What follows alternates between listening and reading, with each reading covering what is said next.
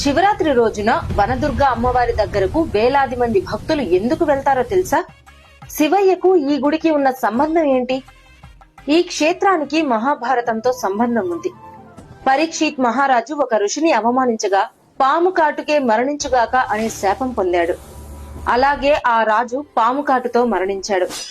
తండ్రి మరణంతో మండిపోయిన రాజకుమారుడు జనమేజయుడు ప్రపంచంలోని నాగులను నాశనం చేయడానికి సర్పయాగం ప్రారంభించాడు. ఆకాశం నుంచి పాములు అగ్నిలో పడిపోతుంటే సృష్టి సమతుల్యం కూలిపోతుంది. అప్పుడు దేవతలు పరమశివుణ్ణి ప్రార్థించారు. అప్పుడు శివుని తలపై ఉన్న గంగాదేవి మంజీరా నదిగా మారి 7 ప్రవాహాలుగా విడిపోయి యజ్ఞాగ్నిని ఆర్పివేసింది.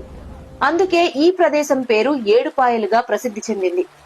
అందుకే ఇక్కడ శివుడు మరియు ఆదిశక్తులు వేరుకావని భక్తుల విశ్వాసం.